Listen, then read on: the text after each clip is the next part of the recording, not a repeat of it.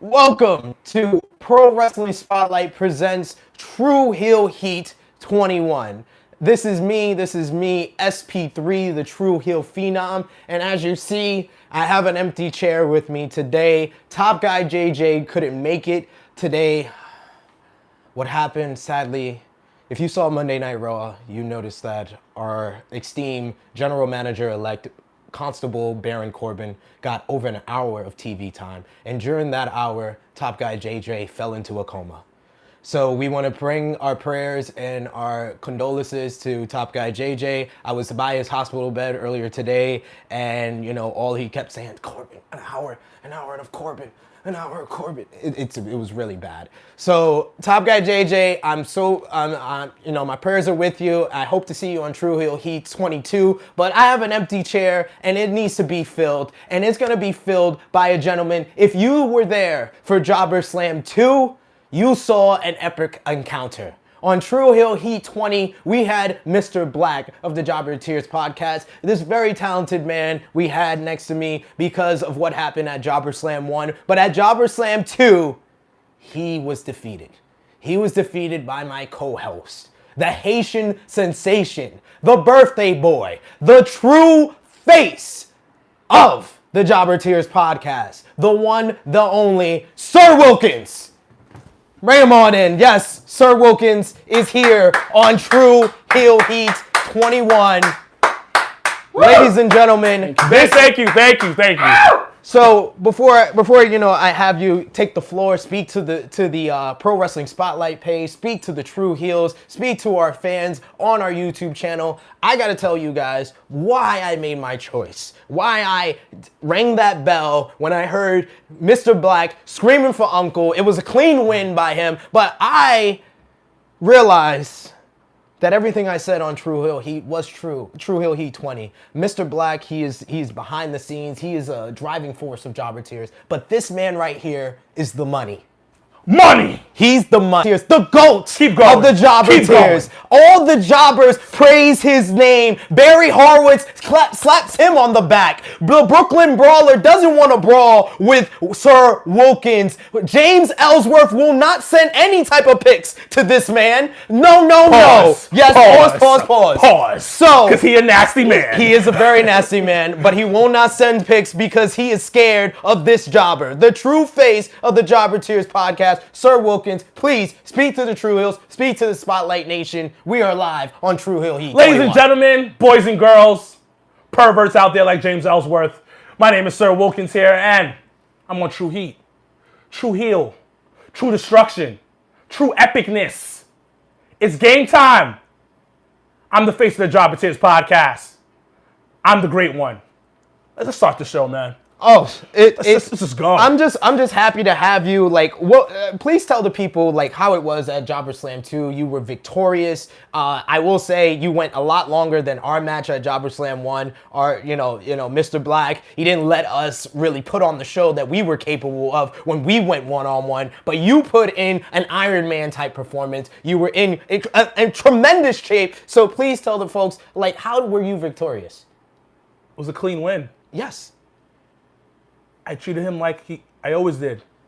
Make him realize who's number one and call out my name. And what happened? The bell rang and I was victorious. My arm went up in the air. And now he's mad. He thinks it was, I cheated. No. You lost. That's it. Sore loser, Mr. Black. It's okay. It's all right. The True Heels are here for you, and we are here to collect your tears. So, we are going to start off the show while we always start off the show with the True Heel roll call. This is when we shout out everybody from our True Heels group page, everybody from the Spotlight Nation, as well as our brand new podcast page, True Heel Heat, that is up on YouTube. So like and support that page as well. So we want to shout out a couple of people. First, our top 3 conversation starters on the True Heels group page. Number 3 is none other than True Heel, or True Face. He likes to call himself a face. Romeo. Romeo is number 3. Number 2, one of our newest members to the page, Jamie Tanak. I think I pronounced your last name correctly. Please don't hurt me on the comments if I didn't, Jamie. Jamie is number 2, our number 2 conversation starter. And number 1 is the newest arch rival of Baby Seth, Bruno AB, still number one as our conversation starter. So wild boy, man. He is. He started a lot of trouble at Jobber Slam too. The Peruvian pimp was all over the place. El Patron Jr. Oh man. Too much when he got some alcohol in the system. So a couple of true heels that we want to shout out. Lala Grant, as well as Joshua Andre Daniel, Alonzo Cruz, Scott Frame, Ramon Wimbledon. He got in a heated debate with me earlier this week, so I got to shout him out. Rob Buck, as well as Michael Gomez. Our YouTube subscriber highlight is Carlos Melendez, who commented on one of our older videos with Queen of the Ring, as well as Melly Ragdoll. He hates WWE. He was very passionate about that, so I want to shout him out. And finally, a very special shout out to a show that this man right here, this multi-talented man produced. It was the Survivor Series kickoff show, so we want to give a special shout out to Janelle from HR from Jobber Tears Podcast, Anthony from Behind the Paracage, and Nathan McFly from 20 by 20 Podcast. Shouts out to you guys for that great Survivor Series kickoff show. Do we want to hear anything from the Spotlight Nation and the True Heels? Nicholas Torres just wants to know when heels wear pink. I never said he was a heel. I said he is. Hold on. You don't need to talk about it. Nicholas, I look amazing right now. Can you wear this? No, you cannot. You probably look disgusting in this. But me, I look beautiful. Yeah, I said beautiful. Because you know why? The ladies love it. Love it. Love it. Ladies love Wilkins. Ladies love Wilkins. Say it with me. Type it in. Ladies love Wilkins. Remember that. Have a great day. Hashtag LL Wilkins.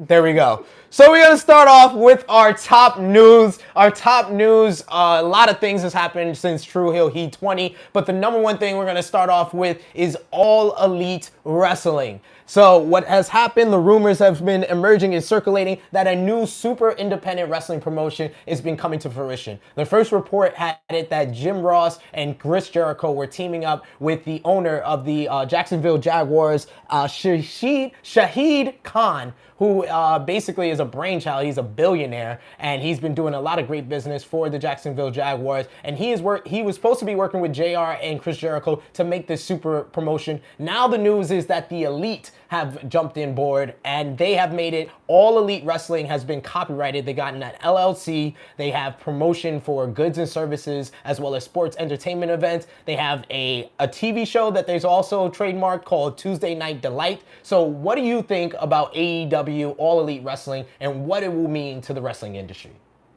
It opens shit up. This is phenomenal. We cannot get mad at this. This is something that's going to help elevate everything around it. Competition is great. When Ted Turner said, hey, Vince, I'm getting into the wrestling business, what did that do for us? It gave us the Attitude Era. It gave us the Ruthless Aggression Era. It gave us quality fucking shit. And right now, we all saw Raw, and we didn't give a fuck about it because Vince was back there jerking the fuck off and not giving a fuck. Pretty much. He was doing the same shit he does all the time. And that's what happened.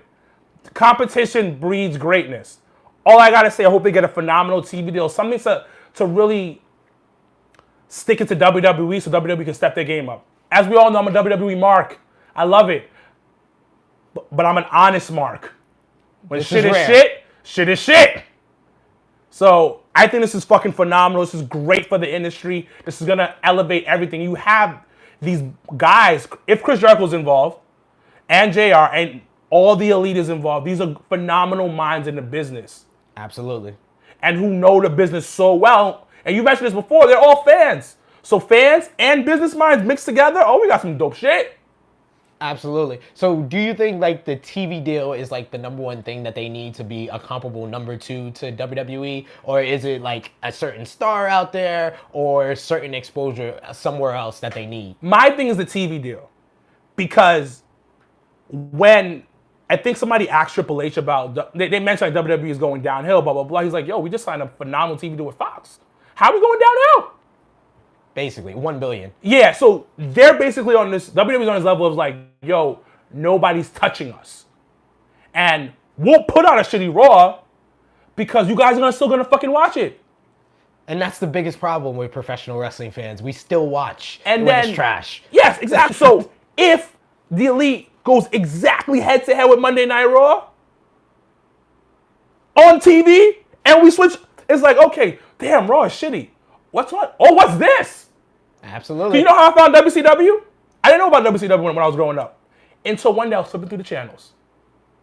And I was like, why is Hogan here? And I was like, oh, this is different. There's something new. Oh, he's wearing black and white. Why is this? What's going on? And I was like, oh! And you know what happened for a little bit? Your guy was a WCW guy. And it can happen that easily. Like, as long as there's a comparable competition and something like a TV deal, I don't, me myself in 2018, I don't think it's that big of a thing. I feel like more they need a certain star, they need a certain roster to draw the eyes and draw the exposure and the buzz that they need. But do you want to go mainstream? Do you want to go mainstream? That's the question. I feel more a streaming service. No, I'm talking about mainstream. Do you want to hit that mainstream level? Do you want that? Or do you want to stick with guys like us, marks like us, in that you want to hit mainstream, so I do agree with you. A TV deal is very paramount to that. Yeah. But the era that we're in 2018, it's more towards the streaming service. So I could see them making their own streaming service for All Elite Wrestling, and that's a bigger deal than them getting a TV deal. It's bigger for them being a & 2 promotion to WWE. Okay, I can see that. I just feel that the TV deal is easier. Yeah. I mean, it's the easiest route to get legitimized and feel like and to get a lot of money and to get that ad revenue. Mm-hmm. That's huge for a wrestling promotion, especially in 2018. And that's why everybody wants to get on TV, is for that ad revenue. So let's be in the middle then. Let's find a mainstay streaming service. Like, maybe they could become a YouTube wrestling service or something like that. I mean, Netflix is canceling everything. Might as well get on there. Yeah, Netflix or something. I mean, they have Lucha Underground on there. Yeah. But yeah, there's something. I just want a bigger company kind of behind them. But when you have a billionaire from Jacksonville, woo! That's the biggest thing, and I feel like not a lot of people is paying attention to that. Yes, it's great to have the Elite, to have Chris Jericho, Jim Ross, those wrestling minds in it, but it's more important to have that money, to have that billionaire behind it, and I felt like Mark Cuban was going to be more of behind the scenes role with New Japan, especially with their expansion into the United States and being on Access TV. But I feel like Khan is going to take a more hands-on approach than what Cuban will with New Japan. So JR and Chris Jericho is the last thing we want to touch on with AEW. What do you think will be the consequences if they are involved with this as far as their relationship with WWE? What do you think? Vince is petty. Petty Vince. Petty, like, oh, really? Petty Vince. Oh, really? Really? Oh, really? Oh, y'all really doing this? He's blocking him on social media. Really doing this now? He's blocking him on social media. Yeah. He's gonna tell him, he's gonna text him, lose my number. He's like, and never talk to them again. He's like every dude that's in love with a girl and gets their heart broken. Yeah. Yeah, he's not gonna like it at all. And he's old too. Yeah. So when you old, you was definitely stuck in your ways. This is true. Like, the reason why the invasion angle did not work was because Vince was petty. He was like, none of you motherfuckers are gonna be over on my talent. No, we all know what's gonna happen. Yeah. And I understand it to an extent because that's your competition now. I have to kill you in every type of way. Yeah. So I mean, I don't disagree with you at all. I know Vince is going to be petty towards JR and Chris Jericho, but at this point, I don't think Chris Jericho really cares with everything he's done in 2018. Jim Ross, I don't know. I feel like maybe a year ago with everything that went on with his wife, he needed that love from the WWE, and that's why he got that new deal. A year later, right now, not so much. I don't think he's going to be that much affected. His barbecue sauce is popping. You don't need WWE right now. I bought some. Man, it's really good. It gets rubbed with chicken and ribs, man. It's excellent. Any comments from the Spotlight Nation or the True Heels? Akshay Jatwat says, what WWE needs to do is mix up both brands. I don't feel like that's a good idea. I mean, we talked about it on the True Heels group page, my friend. And I feel like the whole reason why we had the brand split is because we had those combined rosters and not everybody was getting TV time. Not everybody was getting that exposure. But since the brand split has happened, you have stars like... that if they were going back to this one brand and mix everything together, they're going to do it like 4 people. Yeah. And that is it. Absolutely. Like 2015 was like the last time that really WWE was very over the top stagnant. As much as people want to like crap on Raw, and yes, Raw was bad, but it's bad every week, and you know it's formulaic, just like SmackDown. And then, you know, we'll get into that on Heated Opinions. Check us the YouTube channel, but it's all formulaic, but I feel like it's not as bad as 2015. 2015, when they had those joint rosters, not a lot of people were getting TV time, and it was very stagnant with everything. Raw, SmackDown. Basically, SmackDown was unwatchable in those days. If you watch Raw, you didn't need to watch SmackDown when it was a combined roster, period. So moving on to our next top news item, we have a big signing from WWE. WWE loves to sign people from the independent scene, and they have a new signing for NXT UK. They have signed the current Progress World Champion, former PWG champion, Walter, one of the big men, the Austrian star. He is known for his huge chops, basically redding the chest of everybody in the UK scene. This guy is a paramount big star in the independent scene. What do you think about Walter coming to the WWE and being a part of NXT UK? This is basically WWE slinging his dick around the world and saying, hey, listen, I'm going to put my dick on the table. You're going to touch it. And you're going to sign. That is it. Every time I see these signings, I was like, yo, y'all really trying to, like, yo, y'all just slinging your dick across the world. Like, yo, you coming over here, you coming over here, you coming over here. Like Matt Riddle getting signed, I know this is a little off subject. I was like, yo, I'm all for this.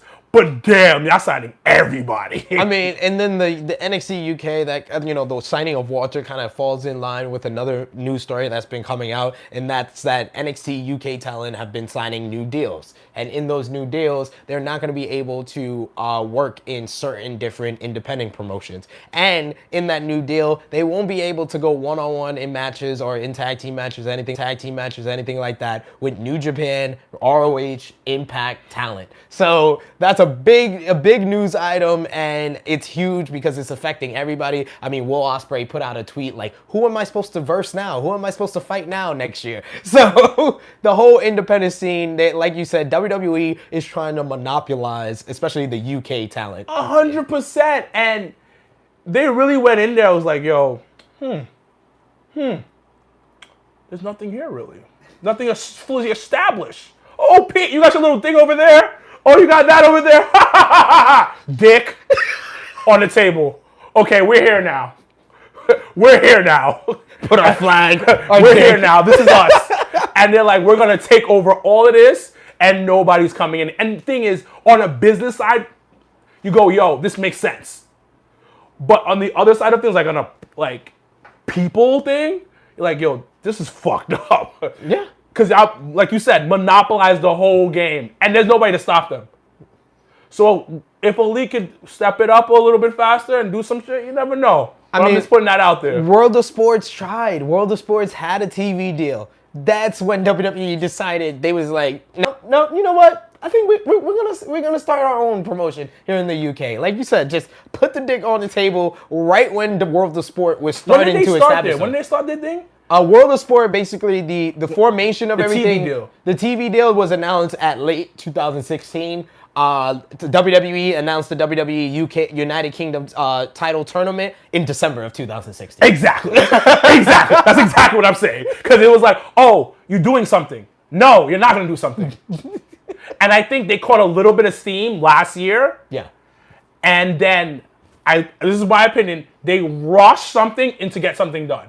Because they were announcing stuff last year, and then a little bit earlier this year, like, oh, we're going to do this, but it never went fully through. Yeah. And I think now it's like Paul was in the back, aka Triple H, was like, yo, all right, let's do something, because something got to get done. it's about that time. Yeah. So what do you think about with Walter and the announcement that NXT UK is going to have their first ever takeover January 12th in Blackpool? Do you see Walter making his debut either in like a wrestling role or showing up in the crowd in Blackpool? 100% wrestling role. It's enough time. Yeah.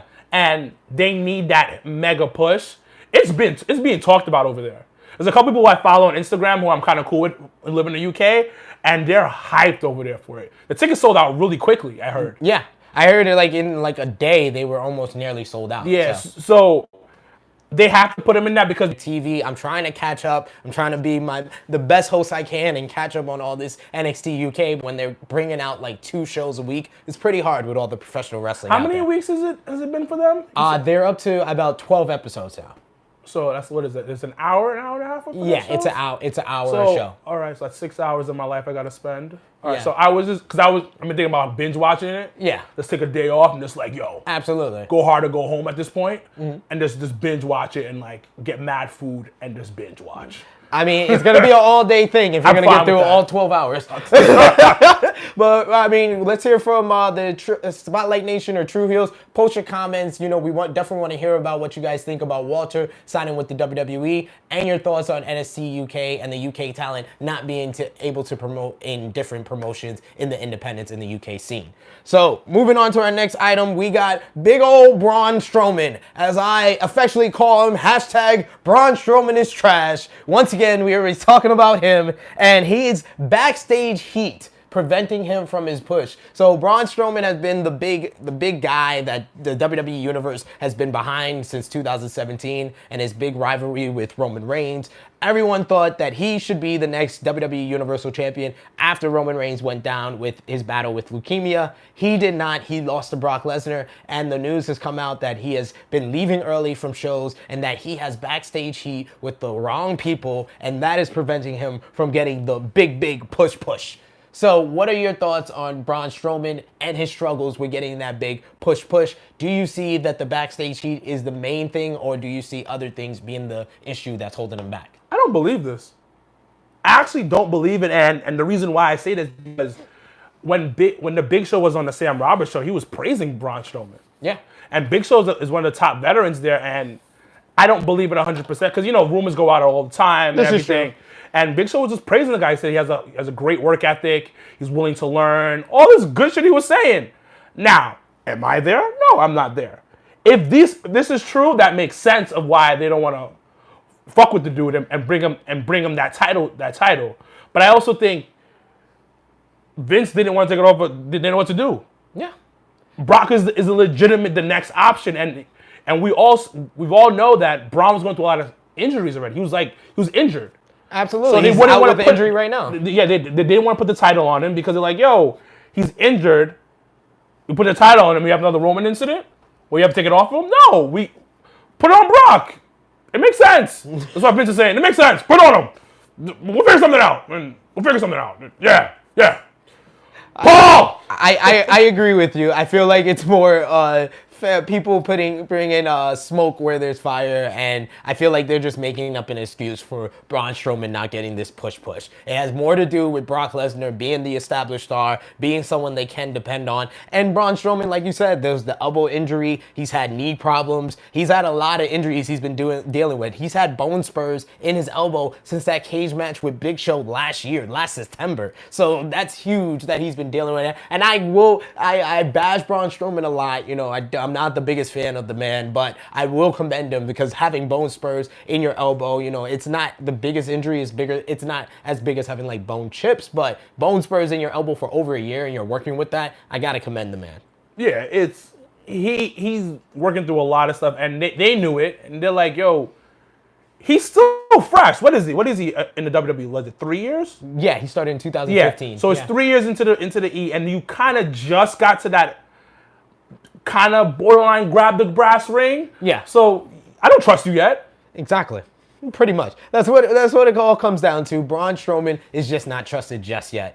Post your comments what you think about Braun Strowman, what's going on with him. Do you think it's more of the backstage heat or the injuries, especially on the YouTube channel? We definitely want to hear your comments on there. So our last top news item is a big one, and it is about our Lord and Savior, UFC Hall of Famer, the baddest woman on the planet, the reigning, defending, undisputed Raw Women's Champion, Ronda Rousey, and of course, Smackdown, Fox. Fox wants Ronda. Fox wants more of a sports feel for SmackDown coming over in October of 2019. They've been talking about Daniel Cormier being a commentator for SmackDown when it comes to Fox. And now the biggest news item that's come out is that now they want the biggest star, as I call her, the big draw. Rowdy Ronda Rousey. They want her. They want the big draw on SmackDown. What are your thoughts? I was watching this basically division that was non-existent athletes, not a bunch of bobblehead, big-breasted, Sable days, women who don't do nothing but just valet and just show their tits and have like 1-minute matches. So there's a correlation between this. I'm not a huge Ronda fan, but I respect Ronda. Ronda has done a lot in the small amount of time that she's been in WWE. And you know what? We all gonna hate on it, but she's mainstream. And it makes sense of her being the top woman on SmackDown, especially the fact that SmackDown is gonna be on Fox. Fox has a deal with UFC, so Fox is like, oh my God, we know who the fuck Ronda is. Because I'm pretty sure the executives at fucking Fox don't know who the fuck Randy Orton is. And he's been around for years. Yeah. Because you know what? Half those motherfuckers don't watch wrestling. But you know what? They do watch UFC. All ballers and those fucking executives who don't know about anything pop culture knows what money is. And money is Ronda. Ronda fucking makes money. So you know what? Hey, Ronda, bring your ass over from Raw and bring it to SmackDown because you never do. We never do. Rowdy Ronda Rousey coming to the WWE was something that wrestling fans like dreamed about, talked about years ago. Now she's here and people crap on her because she's not Becky Lynch, the hot flash on the planet. I am sorry. I appreciate everything Becky Lynch has done this year. She is the hottest act in WWE, period. But she's not the big draw. She's not the draw. Rowdy Ronda Rousey is the draw. Rowdy Ronda Rousey is the reason why we had the first ever Women's Royal Rumble. I'm sorry, it is what it is. They needed a platform for her to debut. They had the first ever Women's Royal Rumble. Not only did they have the first ever Women's Royal Rumble, it main evented the Royal Rumble. Why? Because they needed a platform to have Rowdy Ronda Rousey debut at the end. Rowdy Ronda Rousey also had the best match at WrestleMania 34. That also puts a big old spotlight on the women. If women have the best match at WrestleMania year after year, that helps the women. Rowdy Ronda Rousey is the reason why we had WWE Evolution, which was the best main roster show of 2018. We need to praise at the feet and at the altar of our Lord and Savior, Ronda Rousey. Yes, you need to accept her in your life. You need to become a believer. They debuted her horribly. What? I don't know if that's even a word. I'm probably saying it wrong because I got that lisp. They did it horrible. No. Put the damn finger down. Stop. That's supposed of the year. But the thing is, they did it bad. She should have debuted on Raw. No. I need the big platform. No, because you have to biggest understand, platform Marks possible. were like, oh my God, you're taking away from this moment because you just bring her on. Listen, sometimes WWE has to listen to the fans. Sometimes.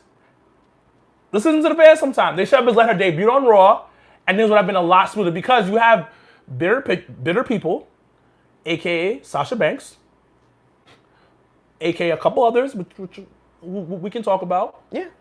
Bailey. But then you have Asuka looking mad, like lost and not knowing what's going on. Like I mean, have they cared about Asuka since WrestleMania? So it was the biggest thing for them. That was the biggest sign that you guys should have saw what was going to happen to Asuka at WrestleMania. WWE showed you the signs. They didn't even care for Asuka to celebrate her first ever Women's Royal Rumble win because they had to debut Ronda Rousey. And that was bad. Our Lord and Savior. That was bad. It was not bad because WWE realized the big draw doesn't have to be the most love. That gives the most emotions, and that's where they started the emotions. They started the whole, oh, there was people like me. It was like Roman Reigns, the conflicting. Oh, yes, I love the big dog. The big dog sucks. So Rowdy Ronda Rousey fits into that mold. She has filled in that mold, and now she has the conflicting, the love and the hate from the WWE I don't universe. love it. That's why she's the big draw. I don't love it. The big draw.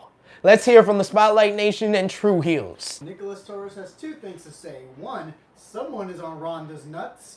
And two, he agrees with the guy in pink. I'm pretty sure she has a vagina. I'm pretty sure she has a vagina. So I'm on her clitoris, and I'm perfectly fine with that. Let's be specific. Let's be correct. You guys are on the nuts of so many other wrestlers, Nicholas Torres included. I'm sure your favorite wrestler, you have orgasm over watching your favorite match of theirs. So please don't start, because I got more jokes than you, sir. Especially in your comment section. So, let's move on to what we've missed. What we've missed is a lot from WWE Survivor Series weekend.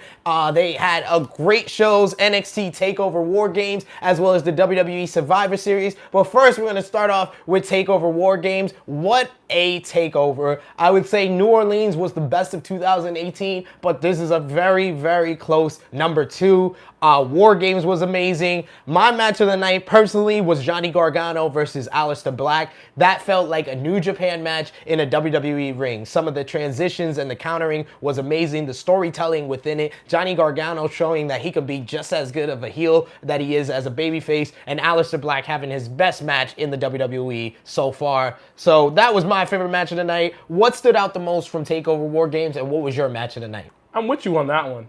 I'm a huge Johnny fan, bro. Like, I fucking love this guy. His charm is amazing, bro. Like every time the story that he told throughout the past like takeovers was amazing. Facial expressions, movements in the ring, how he takes the bump, everything. And when he's on NXT, the weekly show, he's great on the mic. Yeah. He does everything. And I don't like Aleister Black too much. I'm just going to be honest with you. I think he's a little overrated. Slightly. Okay. Slightly That's overrated. a hot take. That's a slightly heated overrated. Heated opinion. But Aleister did his thing in that match, man. Yeah. That match was everything. It was about revenge. It was about proving a point. You just sat there and you just mystified by by what they were doing in the ring. And you compare it to New Japan Wrestling, and it very much was. I enjoyed it so much. Now, my number 2, that I was that's what it was going to be, was Riddle. Riddle? Really? I marked I think you were next to me. Yes. I marked the fuck out. I was like, yes! Oh, because he wasn't advertised as having a match. A great move by Triple H. I want to commend him for lying. He lied because they wanted to do what they did, the 6-second match with Riddle and Ono, but they knew if they promoted the match, people would expect a Matt Riddle versus Cassius Ono match. A 15, 20-minute big match, but they had to have that time for, War Games and the 2 other big singles matches that happened before them. So I commend Triple H for lying and saying that the match wasn't going to be on and doing it this way because no one was disappointed.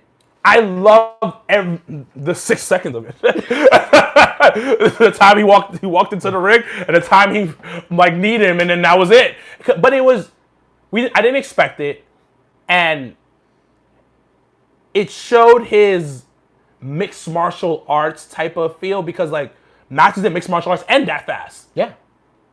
So in my head, I'm just like, yo, that could happen in a WWE ring where that instant hit.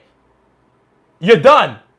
So, you know what I mean? It just sprinkled a little bit of that in it. You're like, yo, that's crazy. And I like this. And that big-ass cheese on his face. You're like, okay. Gotta love the high smile. I like this guy. I like this guy. And he's just like, oh, I won. And you gotta love that. And I'm big on those itty-bitty moments. And that's why I'm loving Johnny, what he's doing. And this is what scares me. When people move up to that main roster, can you get that chance to do that? They don't focus on that storytelling and those little details as much on the main roster, and that's the problem. What did you think about Velveteen Dream versus Tommaso Ciampa, which in my mind was the match that exceeded the expectations the most? Like I said, Gargano and Black was my favorite match, but I expected those guys to go out and show out and have the best match of the night.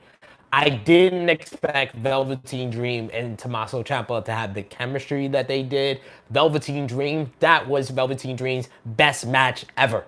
I don't know what he's done on the independents, but from what I've seen in NXT, that was Velveteen Dream's signature match. Ciampa style? You love Ciampa. We love Ciampa over here. We also got Tommy. Will you love me? Are you riding? Will you never anything from beside me? I expected it to be a good match. Yeah. I expected it to be a good match. Most of my matches I love with Velveteen Dream. The only match I didn't like with Velveteen Dream was him versus Ricochet. Oh, why? I thought he was a little stiff on that match. Okay. He wasn't moving. I think he probably was like maybe injured. There was something wrong with him physically, but he wasn't moving as fluid as he usually does. But because he's so good, he hit it. But me watching wrestling over the years, you kind of can pick up on things, and I personally train, so I know how the body moves. And I was like, something's wrong with this. Yeah. But he pushed through it. But this match I expected it to be a good match, 100%. My expectation was like, this is gonna be good, and Triple H gave you guys a shit ton of time. Exactly. And they worked that shit ton of time. They got a bunch of false finishes in. It was just great counter work, great storytelling from both guys. And Ciampa, he's just the best heel in the business. And he proved it yet again. What did you think about War Games? In my mind, I felt like it was better than last year. I felt like it was a little bit too long, though. That was my only issue with the War Games and stuff. But I felt like it was a great match. One of the best matches that they've had on TakeOver this year. It was good. I preferred last year better. Yeah. There was more high spots on last year for me, personally. That's true. Still good. Like, it's like comparing like an A+ paper to an A- paper. They're still A's, but I preferred last year's War Games. Okay. But once again, it was really good. And I love the ending with Pete Dunne and Ricochet, because you're like, oh, what's going to happen here? Yeah. Or you guys going to do something? Because those two, woo, that's a match. That's a gold. That's a, what Uncle Dave saying, like, 7 stars right there. I mean, if you saw their match on NXT TV this year, honestly, in my mind, that's one of the top 5 TV matches of the entire year. So those guys are definitely talented, and I felt like War Games, those guys were great. Undisputed Era, of course, all 4 guys was great. I mean, I didn't like Bobby Fish. He was holding on to his knee, so maybe he kind of rushed back in that one. But in my mind, the MVP of the whole match was Hanson. Really? I called Hanson being the MVP on True Heel Heat 20, and he showed out. Once he came in, he had the cartwheels, showing the athleticism, throwing guys from one ring to the other. Hanson really showed out and showed, because people know about Pete Dunne, they know about Ricochet, they know about the Undisputed Era. They didn't really know about War Raiders. This was War Raiders' big takeover debut, so I felt like they were the ones that showed out and stood out the most. That move extremely fucking well. Extremely freaking well, and I feel like they're going to be the next NXT Tag Team Champions. Of course, no, 100%. Like, that's blatantly obvious. You can see the signs. So what about Survivor Series? Survivor Series, we were at Legends for that great viewing party produced by Jobber Tears Podcast, and I just want to be, with big smile on my face, say I was right. Survivor Series kickoff show, I called Team Raw defeating Team SmackDown, but even I could not predict 6-0. 6-0 for Team Raw. What was your thoughts on that 6-0 outcome for Team Raw, for Team SmackDown, and what was your match of the night for Survivor Series? Match of the night for me was Brock versus Daniel Bryan. And I'll tell you why. Great match. Once again, there was the few times that WWE does this, the main roster, they told a story. Yeah. They kept Daniel as a villain, but they made it, they kept Brock strong, but Daniel was using his brain to fight Brock, per se. Like, think of little tricks here and there and doing heel tricks here and there to do it. Yeah. So I didn't expect it to be good, but I was like, oh, this is really good. They're doing something that was actually more than 3 minutes long. Absolutely, telling a great story. And that was my match of the night. The obvious match of the night would have been Ronda versus Charlotte. That's definitely my match of the night. But that's, for me, because I didn't expect it to be this good, was Brock versus Daniel. Of what Daniel did. Daniel carried that match. Yeah, absolutely. But Brock showed something that is something that's not talked about enough with him. He's great at selling.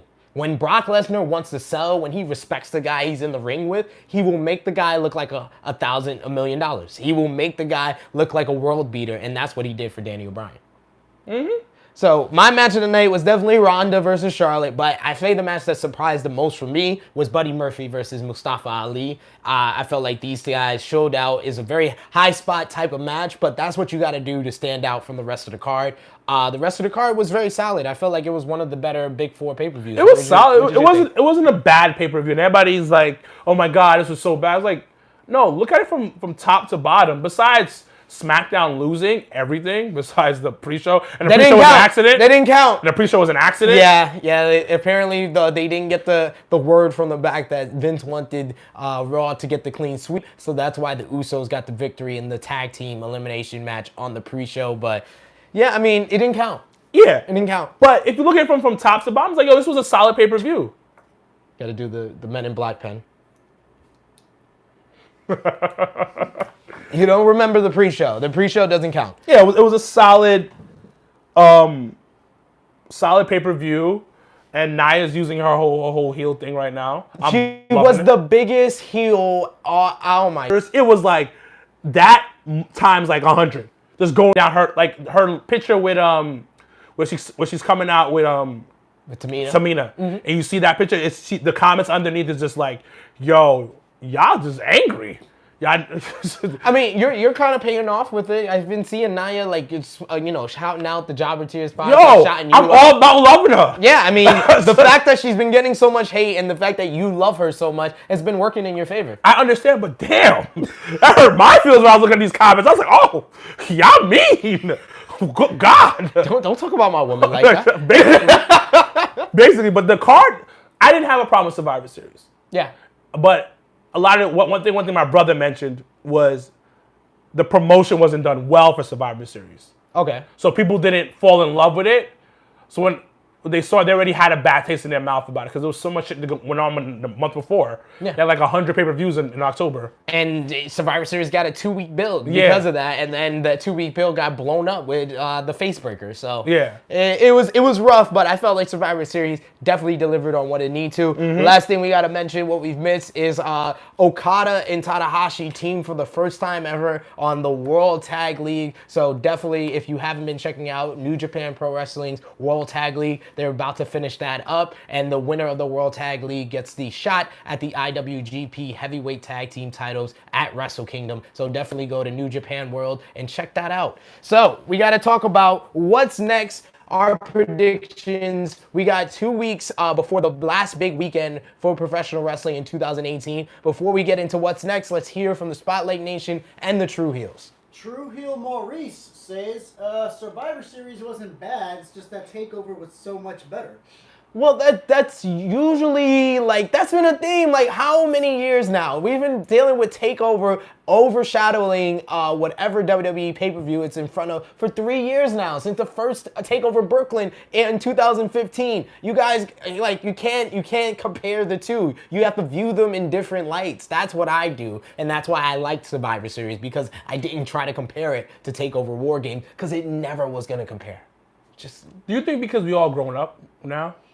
That's what it is? I feel like in professional wrestling in 2018, you don't want your intelligence insulted. And that's what happens a lot with WWE main roster. While NXT, they appreciate the fan in you and they want to give you those little details. Like we're talking about with Aleister Black telling Johnny Gargano, you're atoned of your sins. Those type of little things, like we saw with I'm Sorry, I Love You at WrestleMania, when that was a big moment. That was such a big moment because that never happens on the WWE main roster. Huh? Janelle be hating on that moment. Janelle, stop hating. I think that's one of the greatest moments ever. Stop hating. In the past 10 years. It is. I don't care. And you gotta keep that same energy, Janelle. That if you don't like that moment because Ric Flair went to Impact Pro Wrestling, then you shouldn't like any of the Shawn Michaels Undertaker matches from 2009 and 2010. Because that man that was my favorite wrestler ruined that this year at WWE Sweet Saudi Money 2. You ever saw Botchamania? Yeah, I saw that. But check out Botchamania. I think it was 376 or 377. Oh my God, it's hilarious. It's so bad. Watching that match in slow motion was hilarious. One more word from the Spotlight Nation, True Heels, before we go through what's next. Nicholas Torres says that Enzo was more entertaining than the whole pay-per-view. No. I give you that. No. That's one thing we didn't mention. Enzo Amore showing up in the second row at Survivor Series. I will say, he was one of the biggest news stories to come out of Survivor Series, and cutting a promo in the second row before that female security guard speared him out of his chair. That was epic. She's a badass. Oh my God. This album sucks though. It does. I didn't even waste my time. Because something popped up on my Bleacher Report. It said that his album is not selling at all. Like, I think the most streams it got is like maybe less than 10,000. It was bad. So I was like, yo, let me check this out. So he has a song dedicated to Liv Morgan. It's called Live 30 for 30. And it's just bad. Like, he really sucks. And I want to give him a chance, but he sucks. You serious? Yeah, it's called Live 30 for 30. It talks about their relationship not going well. Enzo, I don't even know what to say, man. We're going to move on. We got to talk about what's next, our predictions. This is when we talk about the next big events that are coming up. We're going to take a 2-week hiatus for True Heel Heat. We'll be back with True Heel Heat 22 in the middle of December, but we're going to come after this big final huge wrestling weekend, which is going to be Final Battle for ROH, which is going to be WWE TLC. You also got Evolve has a big show in Queens at La Boom, as well as just announced MLW, Major League Pro Wrestling, is having their first big live event on Bean Sports. They're going to have a live event on December 14th. So much wrestling happening that weekend. We're going to start off with ROH's biggest event of the year. I don't know how familiar you are with ROH. I do understand you are a WWE mark, but we like to explain these things to our viewers as well as you yourself. So we will tell you what's going on with these matches and why they're important and why they're big for the biggest show of the year for ROH. Funny thing, I know who everybody is on his roster. I know who everybody is on his roster. Because, I've seen them wrestle. these are some of the biggest wrestling stars outside of WWE. And I know Karen Q personally. Oh, look at that. Look at this guy. Hanging out in Chinatown, aren't you? No. She used to come to the wrestling parties. Oh, nice. Yeah, so I've been trying to get an interview with her for fucking years, but she popping now. Come on, Karen, stop playing games with my heart. Stop playing games with the true face of the Jobber Tears podcast. Come on, but stop this. This card is fucking stacked. It's probably the best Ring of Honor card in general in the past 5 years, and definitely the best Final Battle card in the past 10 years. And I've been going to Final Battle pretty much all. Is this in New New York? Yes, this is at the Manhattan Center at the Hammerstein Ballroom. You guys can check it out on pay-per-view as well as the Honor Club app. There's still tickets available on StubHub, so you can definitely still get a ticket. I always say get the balcony because you can sneak onto the floor if you don't mind not having a seat. SP3 tricks for 2019. So first of all, we're gonna get into bottom to top. Okay. Zack Sabre Jr. makes his ROH debut as he versus one of the best technical wrestlers in the world, Jonathan Gresham. This is a battle of technical wrestling experts, submission-based mat wrestlers. Who do you got in this one? I've heard about Zack. I heard about Zack, and I've only seen Jonathan in like YouTube clips. The best way I can describe Jonathan Gresham, I got to shout out my boy Ness, True Hill Ness. He describes him as the Black Daniel Bryan. And that's the best way I can describe Jonathan Gresham. Black people, bro. Yes, so absolutely. You know my answer already. This seems pretty similar to our predictions for True Hill Twin. True Hill 20. So I'm gonna go with Zack Sabre Jr. making his ROH debut. I'm gonna go against Black Excellence for one pick. Only one pick only. Next we got Matt Taven and his newly crowned real world championship. He says he's gonna be defending against former ROH world champion Dalton Castle. This match came into fruition because these two were supposed to verse at War of the Worlds back in May when Dalton Castle was ROH world champion. Dalton Castle had a lot of injuries during his ROH title reign, so he couldn't make that match. So Matt Taven, ever since that match where he didn't get his world title match, has been saying that he's the uncrowned world champion. So he has had this rivalry with Dalton Castle for the last couple of months. It's a non-title match at Final Battle. Who you got in this one? I'm thinking Matt.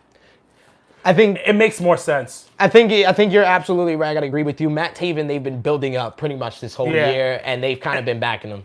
Because a lot of people that follow us has been sending us clips and everything, and I've been following it without following it, but putting him up, he has to pull some shit like, nah. and the fact that Dalton is not 100% healthy just yet. He came back a little bit early, so it does make sense for Matt Taven to take this one.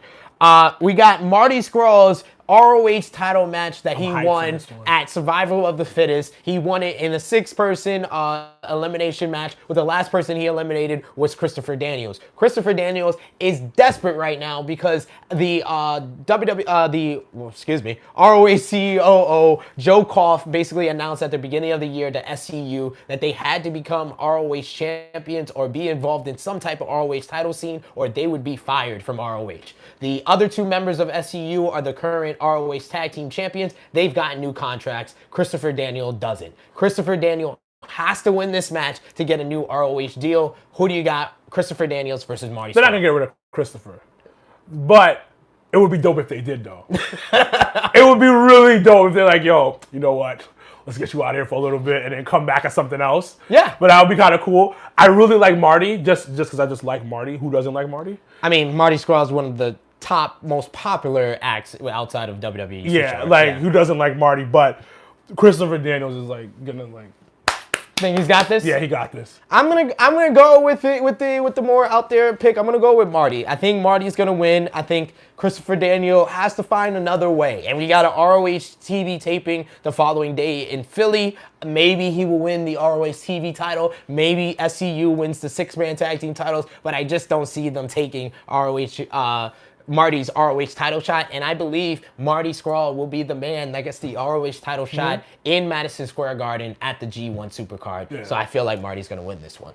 Okay. So we got next a big one. This is a big rivalry that's been building up for a lot of months, ever since Supercard of Honor back in New Orleans. Our friend, or your friend, of course, Janelle from HR. This was her highlight of the show. Bully Ray turning heel as Supercard of Honor, and Bully Ray goes one-on-one with Flip Gordon in an I Quit match. He's basically been bullying Flip Gordon for these past couple of months, basically trying to beat some respect into this young boy. Flip Gordon has not quit the whole way. He recently had a Pick Your Poison where Flip Gordon lost and he got caned to death by Bully Ray, and he still wouldn't quit. This I Quit match has been building for months. Who you got? Flip!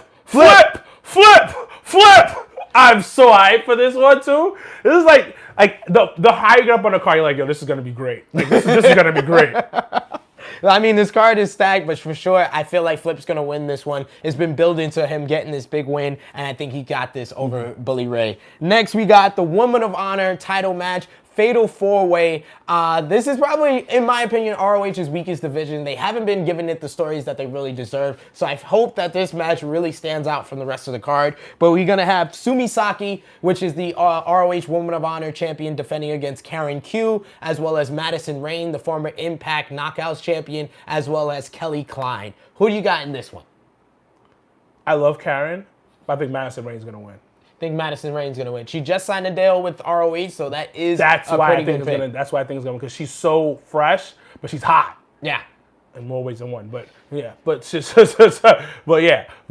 I'm going to go with Madison on this one. Okay, I can see that. I mean, I might have to go with Karen Q. I feel like going with either Karen or Madison Rayne would be ROH's way of capitalizing on the exposure that these two ladies got from the Mae Young Classic. So I feel like it would be a good decision to go with them. So I gotta go with Karen. I'm gonna go a little bit different from you, but I'm gonna go with Karen Q. ROH TV title match. This is one that I'm personally looking forward to. I feel like this is going to be the dark horse match of the night. We got Jeff Cobb, which is the current ROH TV champion, going one-on-one with Hangman Page. Hangman Page has been probably the fastest rising star in all of ROH in 2018. This has been building up for a couple of months for him to have this big title match. Who you got in this one? On a practical point, it's Hangman, I think, would win this, but what I truly believe is Jeff Cobb, because I saw him perform for the first time. I don't know where I was. It was like some hall in the Queens. And I was like, what the fuck? God is amazing. This dude is different. He's amazing. This dude is fucking different. And I became a fan of him ever since. We've given him Superstar Spotlight a month or two ago. And I love this dude in the ring. Super nice guy outside the ring as well. Yeah. When I was being a fucking stan, like, hey! Hi! Hi! He's like, hey, what's going on? Fucking creep. I'm gonna walk away. What's wrong with this guy? What's wrong with this guy? Yeah, but I'm a huge Jeff Cobb fan. I think I'm on that, getting to that stand level. Okay. So I'm going with Jeff. I'm going to have to agree with you. Jeff Cobb just recently won the ROH TV title from Punishment Martinez before he went to NXT. We got to shout out Punishment Martinez on the recent NXT TV taping, made his NXT debut against Matt Riddle. So shout out to Punishment Martinez. But I feel like Jeff Cobb, he needs to establish a good ROH TV title run because I feel like he is a guy they need to groom as a future ROH World Champion. Yep. So I feel like this TV title run needs that legitimate signature win, and that can be at Final Battle. Next, we got I'm gonna choose to go with the match I have at the top before I go into this match that I was gonna go to because I feel like that match needs top billing. So we're gonna go with the ROH World Championship match. Next, we have Jay Lethal, the current ROH World Champion, going one-on-one with the American Nightmare, Cody. This is a match that is 2 years in the making. Cody Rhodes, his first ROH, Jay Lethal. These guys had a couple of months feud. Jay Lethal was the first man to defeat Cody in ROH at Supercard of Honor in 2017.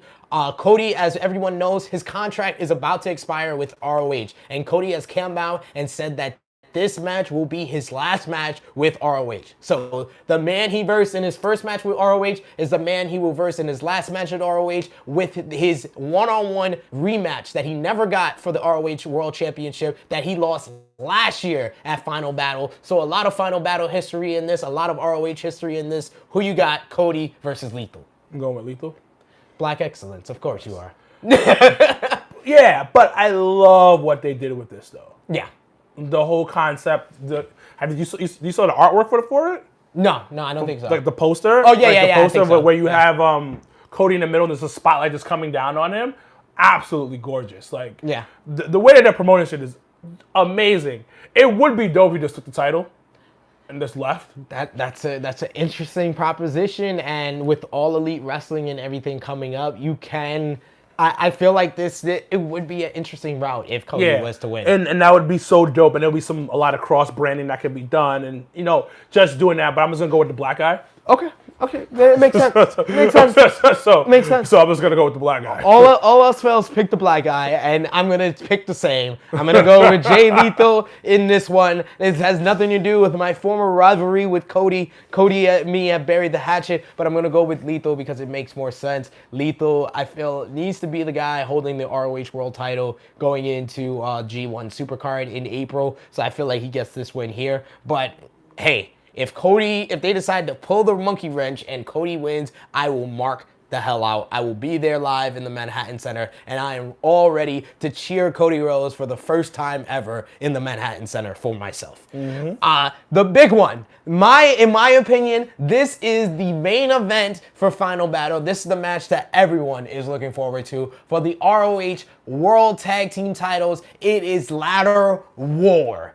SCU, Frankie Kazarian and Scorpio Sky versus the Briscoe brothers versus the Young Bucks. SCU won the tag team titles just a month and a half ago, about 2 months ago, from the Briscoes in Philadelphia in a triple threat match with the Young Bucks. The Briscoes have been cheating for months as ROH tag team champions using the steel chair. It backfired on them in this match. And then we had a tag team match to decide who would verse them at Final Battle SCU between the Briscoes and the Young Bucks that went to a no contest. So SCU made the challenge, laid down the challenge to both teams for Ladder War. Who do you got in this one? And do you think this is going to be the match of the entire weekend? Yeah, the spots are going to be fucking amazing. Like, absolutely. I think the Briscoes are going to take it. Okay. Just to pull the rug off something. I think this has to be one of those surprise matches. Like, people not expecting them to win. You just gave me the look like, what are you talking about?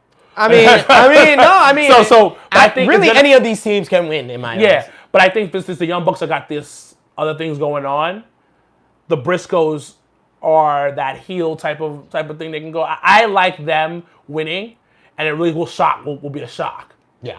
I feel like nice little roll up, nice little cheat will be pulled off. I feel SCU was gonna get this victory. SCU, like I said, they just won the tag team titles. They're just establishing themselves. Of course, this great storyline with them being fired if they're not champions or within the title scene. I like that as well. So I feel like SCU is gonna win this one, but I wouldn't be surprised if the Young Bucks win. And that's their way of telling the world that they re-signed with ROH. I can see that as well, but in my eyes, anything that happens at TLC, anything that happens at Evolve, anything that happens at MLW will be overshadowed by this match. Ladder War is going to be amazing. So moving on to our last segment of the show where we talk about WWE TLC. They have announced a couple of matches. We're also going to talk about a couple of matches which they kind of hinted at as well because we got 2 weeks. We don't know what they're going to announce in these next 2 weeks. So we got to also talk about the ones that they've hinted at as well. So starting off with WWE TLC, we're going to start off with a rivalry that just started this week but can potentially be on the TLC card between Jeff Hardy and Samoa Joe. This one started off in the big segment for Jeff Hardy's 20th anniversary. Who do you got, Joe versus Jeff Hardy? I spoke about this on the page. It has to be Joe.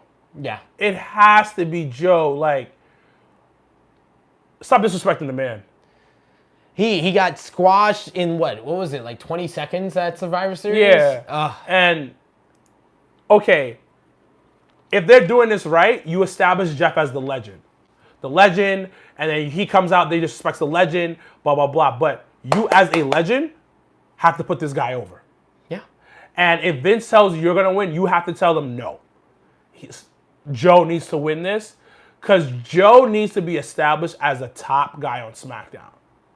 He is, but he's not the top guy. He's more the top guy in quotations. He doesn't have a signature win. Yeah. He doesn't have that big win. AJ Styles beat John Cena. That was the big sign to the wrestling world. They're serious about pushing AJ Styles. Exactly. Kevin Owens, he got his big win over John Cena as well. Like Samoa Joe doesn't have that signature. Exactly. Shinsuke Nakamura has a win over John Cena and Randy Orton. Samoa Joe doesn't have any of those wins. No, and he needs to get that because that segment he put on was better than that fucking Becky Lynch segment everybody keeps talking about. Thank you. It was repeated though, because CM Punk did it. Hey man, ROH World Champions always want to point out Jeff Hardy's drug pass. What former ROH World Champions? I'm sorry, they seem to do that. But he did a good job with what he did. Absolutely. And Joe needs to win. I agree with you. Joe gets the victory in that one. We got what's potentially looking like a chairs match. It's going to be Randy Orton going one-on-one with Rey Mysterio. Randy Orton's newest victim has been Rey Mysterio. I mean, I kind of don't understand this whole story because Rey just came back. So for him to be basically used to build up Randy Orton, I just don't feel right about that. Randy's a god in WWE. We know this. This is the same man that had multiple drug issues and it's still put back in the main event scene. This is true. Randy is god. And I love Randy. My love has lessened over the years because I feel he doesn't give a fuck at this point. Doesn't. But still that sword. They're repeating like, what is this? What year was this? 2010, 2011, maybe 2008? Like 2009. 2009, like around that time. Heel run. Yeah, so and they're repeating that again, and then they're like, oh, Ray, you're back. Okay, we need to repeat some shit. Come back. Surprisingly, they really haven't feud other than, of course, the famous Randy Orton promo where he says, Ray's down there in hell. So this is kind of really their real first feud that they're having, so I will give them the benefit of the doubt. It'll be good. It'll be a solid match. Yeah, I feel like Rey Mysterio wins the match. Of course, though. Of course. Yeah, they gotta give him something after basically Randy Orton's just been beating the crap out of him. Yeah, and it's the underdog situation, you know. Ray needs a victory himself because he just came back. So I feel like Ray gets that one. We seem like we got a United States Championship match. By the praise of God, finally they seem like they're doing something with Shinsuke. Shinsuke Nakamura going one-on-one with Rusev. Who you got? Rusev is in the same boat as Joe. Rusev needs to win. Yes. And you know what? This helps out Shinsuke because he has something Shinsuke to fucking do. Shinsuke hasn't been doing nothing. No. Nothing How at are all. you a champion and you're in the back eating catering? He literally has had the Dean Ambrose U.S. title run. Yes. He's just like, yeah. He does like a quick video on his phone, what they make it seem like. Yeah. And then he goes in the back and like eats sushi or some shit. Like, it's like, bruh, you're not doing nothing. He's talking about Nakamura, eating sushi, Yeah. some wontons, all that good stuff. We got the I think Shinsuke gets that one. I mean, I don't have any, I think Rusev gets it. I don't have any faith. Because it gives them something to do. I don't have any faith in WWE to ever push Rusev. What did he do? I don't know. Are they still mad about the Lana situation? I don't know. They still got to be mad about that. Don't know, but I don't have any faith in them. SmackDown Tag Team titles. The Usos this week on SmackDown earned themselves a SmackDown Tag Team title opportunity. So it's going to be Usos versus The Bar at TLC. Who you got in that one? The Usos are going to win because the Bar is falling apart from what it seemed like Big Show did on SmackDown with them. That's true. Big Show has turned with record time. It took him only 8 weeks to, I think it was less than 8 weeks. I think it was like 6 weeks. It took him 6 weeks to turn back face on The Bar. It's amazing. It's amazing how often he turns heel. He's a company man. That's it. Whatever they want to do, we got you. We got you. We got this. We got Intercontinental title match, one of the bigger matches on the card. It's going to be Seth Rollins versus Dean Ambrose. This is their first big one-on-one match since Dean Ambrose turned heel. Who you got in that one? I don't care for this match, honestly speaking. Really? I lost all interest in this match after Dean's shitty-ass fucking promo in front of a fucking trash can on top of a Corvette. Like, what the fuck are you? What year are we in? Like, cut this shit out. This stale ass. It wasn't that bad. I like that promo. It sucked. It sucked. And Janelle's a huge fan of Dean. I don't know why. I really tried to like Dean. Really try. I like the heel Dean. I didn't like his promo this week on Raw with the whole vaccinations and stuff like that. That was pretty weird. And the scenery for that promo, yes, was very weird with the trash can, with the fire and the Corvette. But the words, what he said, that was probably Dean Ambrose's best promo. I didn't like it. I'm looking at scenery. I'm looking at everything. I thought it was corny, and I was like, whatever. And I just lost complete interest because this feud could have went so much better. Yeah. There was so much potential in there, and there's so much history behind with these two. Like, I thought they were going to spin it on some jealousy thing or, like, really work with that, but they didn't really. This feud is about Roman's leukemia. Yeah. Like, that's the thing that really blows my mind. You have two of the most talented guys on the roster. You have Seth Rollins, who can cut a great babyface promo. He can be fired up and be vengeful and be a very sympathetic character. You have Dean Ambrose, who can play a very vindictive type of heel that can be jealous of Seth Rollins. He has years of pent-up aggression towards Seth Rollins because Seth Rollins broke up the Shield in the first place. He has so many other reasons that it's quite insulting. With 6 years worth of backstory, they are making it about someone's cancer. Yeah, they could have really fucked with Seth's like mental state throughout that because Dean is supposed to be crazy. So work with that. Mess with Seth's like mental state, like have Seth like feeling like he's gonna pop up out of nowhere. This is when you gotta get creative. Be creative. Yes. Yes. Instead of putting him on a Corvette next to a flaming trash can. Like, you can just say it has nothing to do with Roman. This has everything to do with Seth. Once Roman was out of the picture, I knew it was only a matter of time before you turn your back on me, Seth. So I did it before you could. Simple as that. But no, it's about Seth. You saw what happened to Roman. He has to answer to God, and you have to answer to me. That was disgusting. I think it was on Roman. That was disgusting. I think it was fine. That was disgusting, my ass. That was disgusting. We've heard worse in the Attitude Era. Yes, there was many worse, but I've never in the Attitude Era seen them try to exploit someone's real life illness. No, I did not. I did not. And for all they said, nope, get up. I will make that bet. I am willing to make that bet. So, Raw Women's title. I have to look this up. I have to because I feel like they did fucked up shit. That is not a good comparison, and the fact that our producer hand-fed that to you is embarrassing. That's embarrassing. That's an embarrassing comparison that our producer tried to hand feed to him. I saw him doing it. Like, I knew what he meant too, and I was like, I'm gonna ignore him because that's not even a fair comparison. So our Raw Women's title match, this is one where we know me and Wilkins will have differing opinions. Because for the Raw Women's Championship, it will be his face breaker, his boo. I'll let you say her name. Nia Jax, baby! Nia Jax! She's not going to win, though. We all know she's not going to win. Our Lord and Savior, UFC Hall of Famer, the baddest woman on the planet, the reigning, defending, undisputed Raw Women's Champion, Ronda Rousey. You already know who I picked to win. You know what? There's so many ways this match can go, but it can actually be good. And I hope they figure something out with that, because their match before wasn't that bad either. Because they fought before. Yeah, I felt like their match at Money in the Bank was Nia Jax's best match on the main roster. Because you also understand Ronda can take a hit. Yeah. And Ronda's a physical woman. They could pull the monkey wrench here, though. They could have Nia win and have some way for Ronda to win the Royal Rumble and go to SmackDown, because we just talked about they want Ronda on SmackDown. So they could put the monkey wrench and give us Ronda versus Charlotte or Ronda versus Becky for the SmackDown title instead of for the Raw title. And there's so many dope things they could do with this, because you toss that on Nia, she's getting even more heat. The heat will be incredible.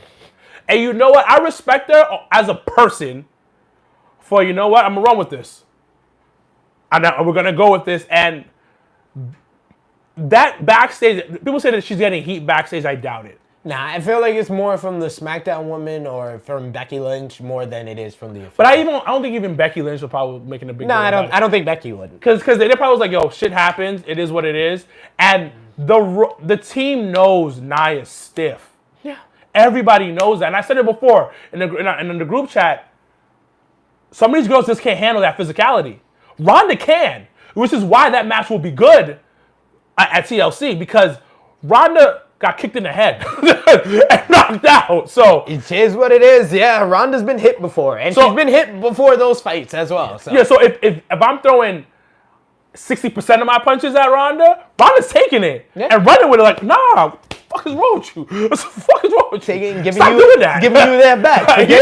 It's not UFC anymore. Which is why she sold it so well with her fight versus Charlotte. Yeah. Because Charlotte got physical. Because that elbow, because her bleeding from the mouth, that was real. Oh yeah. That was definitely great. like that was great. That added so much to the match as well. I'm assuming maybe Ronda got a little extra physical with Charlotte. Charlotte was like, yo. Yeah. What's wrong with you? Chill. Like, chill. And then Ronda was like, all right, cool. I'm going to take this. I'm bleeding. I'm going to take this. So you know what? I think this match will be better than people expect. But I want Nia to win. I hope she wins. But Practical Wilkins is going to say Ronda. He has to praise at the altar of our Lord and Savior. Yeah.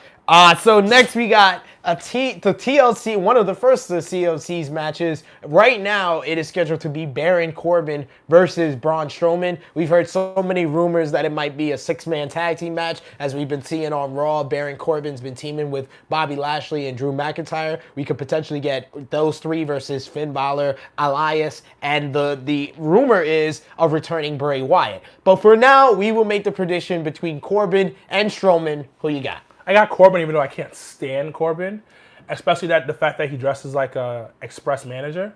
Oh my God! And that bothers the mess out of me.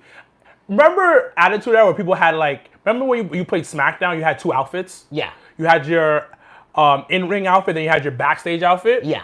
Like, he wrestles in his backstage outfit. Like, he's the creative character that is fucked up. And, you just kept the same outfit You got lazy. And you got lazy. You didn't want to make one. You didn't want to make your wrestling outfit. And he sweats through the shirt and everything. You're like, yo, bro, this is so bad. He looks horrible. And he has the shirt tucked in when he's wrestling sometimes. Yeah, and it comes out. It's like, yo, you just finished doing boxes in the back. Like, you just finished doing, inventory. Now you're mad hot and shit. Like, yo, stop. Just stop. And I hate him because of that. That's strictly why I hate it, because of his outfit. And I can't stand it. Because, you look like an express manager. It's pretty bad. I'm gonna go with Baron. I mean, I'm not gonna go with Baron Corbin. I can't for JJ. For JJ Solo, I'm gonna go with Braun Strowman. Braun Strowman, I feel is gonna get this win and then move on to versus Brock Lesnar. And I feel like they're not done with Kurt Angle as the general manager character, so they're gonna bring him back in. I love Kurt as a general manager. I thought he was one of the best general managers they ever had, man. Like, Kurt was good. I mean, other than the JJ Angle storyline, I mean, I did like Kurt Angle as general manager, and I feel like they still need to finish that story with Angle and Baron Corbin battling over that general manager position. So I feel like he can't win this and win that GM spot. Yeah. So I'm gonna go for, like I did with ROH, for the WWE, the top title, before I go for the match that is the biggest on the card. So let's go with the WWE title match, as it's gonna be AJ Styles getting his rematch against not just the new WWE champion, but the new Daniel Bryan. Who you got, Daniel AJ Bryan, Styles man. or Daniel the new Bryan. Daniel Bryan? Daniel Bryan as a heel in that match. Let's bring it over to AJ. Let's not have AJ win it yet. Yeah. I feel like he's going to be a strong heel. His promo last week, I loved it. I loved it. It was a great explanation for the heel turn. It explained the new character to the audience, and the whole new Daniel Bryan thing is just freaking hilarious. Let's just grow it. Let's grow it. Let's not take the title off yet. Maybe Royal Rumble, you could take it and do something, but let's grow this thing. I feel like he's going to be the WWE champion going into WrestleMania, and I feel like plans have changed, but plans are still the same. I feel like Brock is going to verse Seth Rollins at WrestleMania, but we're still going to get what the Prince wants. The Prince wants Rock at Sweet Saudi Money 3. He's going to get The Rock at Sweet Saudi Money 3, and we get The Rock versus Daniel Bryan at WrestleMania. Really? You heard it here first. I'm reporting live. That's my prediction. The Rock will somehow fight. Because to me, outside of The Miz becoming a face and versing Daniel Bryan, which seems to be like the most popular thing, there doesn't seem like there's a foregone conclusion match for Daniel Bryan as WWE champion for WrestleMania. So unless we have Daniel Bryan drop the title before WrestleMania, like you're saying, I feel like that is the biggest match they can get for There's something that you can work. Let's wait. There's not many people who is going to get a great match out of The Rock. With that much rust, with not wrestling in, 4 or 5 years. Rust? Yes. That man is like done. He is semi-retired, and I feel like, as much as I've been pushing for Rock versus Brock 2 for WrestleMania, I feel like this would be the stronger match for The Rock. Because Brian will carry him. I love The Rock, but I'm an honest fan, like I always say, and the last time The Rock fought was against Cena, right? Yeah, Cena at and 20. He pulled something. Unless you technically count him and Eric Rowan at WrestleMania 32. No. He pulled something, and that man is rusty as hell. He pulled like something with his hip flexor or something like that at the match. So man is extra rusty. Yeah, it doesn't look good. But I'm going to go with the new Daniel Bryan in this one. I feel like, we need him to hold on to that for a little bit longer. And I feel like this match is more of a match that's going to lead more into a rematch at Royal Rumble. I think there's a reason why this is not a tables match, a ladder match, or a TLC match. It's because it's going to be a non-finish to set up Royal Rumble. And AJ's promo for it was good too. Yeah, I liked AJ's promo. It was strong, but nothing like the new Daniel Bryan. I loved him talking about Brock Lesnar, beating the weakness out of him. That was one of the best lines to save and make yourself look good in a loss ever this year in 2018. So finally, we got the biggest match on the TLC card that was made official this week, and probably the match of the weekend outside of Ladder War for ROH Final Battle. It is going to be for the Smackdown Live Women's Championship. Becky Lynch, the man, will defend against the Queen Charlotte Flair versus the Empress of Tomorrow, Asuka. Probably the biggest women's matchup so far this year. Triple threat match, TLC, first time ever. Who you got? I got Becky. You got the man? They gotta give her that love back, and she's over. She's on fire. She's on fire. Let the fire burn. And I like the fact they do Asuka in there. I like Asuka. I gotta go with Asuka in this one. I feel like you just gave her a little bit of momentum for the first time in what has been 7-8 months since WrestleMania, since she lost to Charlotte. You gotta strike while the iron is hot, and you can't take it away from the fan this many times. You had it on a silver platter. She was undefeated versus Charlotte at WrestleMania. You took it away. You had her versus Carmella when Carmella was champion. 2 times they came up with James Ellsworth out of the woodwork to have Asuka lose. And where's Carmella? And where's Carmella now? She's a babyface. So, and she's teaming with R-Truth. So you Nothing wrong with gotta that. Protect R-Truth at all costs. You gotta get Asuka. You gotta strike while the iron is hot. And I feel like Asuka gets this victory. I feel like we're gonna get Asuka versus Charlotte 2 at WrestleMania 35. That would be dope. That would be dope. I just think you gotta sell some shirts. You gotta keep Becky there, man. I feel like Becky's gonna sell regardless of if she's got that title. No, she needs that title. Because it solidifies her You gotta as the man. You gotta take that title off of her so she can win the Royal Rumble and verse Ronda Rousey. Ronda Rousey knows the hot act. She knows that the big draw needs the hot act to have the biggest match possible at WrestleMania, and she wants Becky Lynch. That's what I think it's going to be. TLC is going to be one hell of a pay-per-view. Please post in the comment section, especially for our YouTube subscribers. Please post in the comment section what you think is going to be the match of the weekend for that final big weekend of 2018. Do you think it's going to be Ladder War for the ROH tag team titles? Do you think it's going to be the triple threat TLC match from TLC? Please let us know in the comment section, and we will talk about it. We will comment with you and keep the conversation going. So we are going to wrap up True Heel Heat 21. I want to thank Sir Wilkins of the Jobber Tears podcast for coming on. Please let the folks know where they can follow you on social media and whatnot. Everywhere is the same. Jobber Tears podcast. We're on Instagram. We're on Twitter. Jobber Tears on Twitter. We also have a YouTube page. We just hit 400 followers. Yes. Subscribers, I mean. So Jobber Tears podcast is on YouTube as well. Also, my personal Instagram is Sir, SIR_. Hit me up. Talk to me. Ladies, send me some naked DM pics. I'm so about that life. I'm just send it over. Fat, skinny. Let me see it. He's an equal opportunist. Definitely equal opportunity. Make sure you're cute in the face. Cute in the face. Cute in the face. That's what But lots of love. Thank you for having me on board. This is an honor. Man, I had such a good time tonight. And check me out. Check out the Jobber Tears. And also, have a good night. And of course, if you're in the New York City area, come to Legends for TLC viewing party. You're going to have a toy drive for Toys for Tots, right? We're having a toy drive, Toy for Tots. And also, if you can't make it to this one, make sure you're at the bar for the January Royal Rumble viewing party. That will be our 7-year anniversary of doing viewing parties in New York City.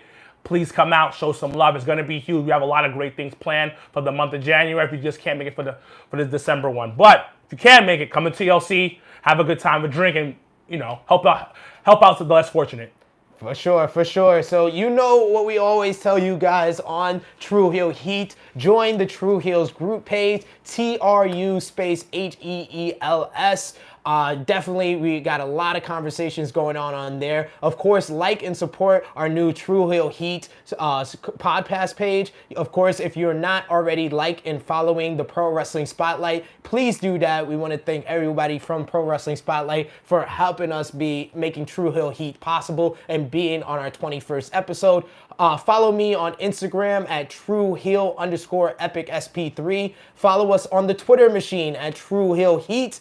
Get a t-shirt. We have so many fun t-shirts. True Effing Heels t-shirt. Our Perf Pack approved t-shirts on ProWrestlingTees.com/True Heels. And of course, if you're not already a subscriber to our YouTube channel, True Heel Heat is our YouTube channel. So like, share, and subscribe to our YouTube channel. We got our True Heel debate of the day as well as heated opinions. That's going to be on the page this coming week. So check us out. Until True Heel Heat 22, I am SP3. This is Sir Wilkins. We are out.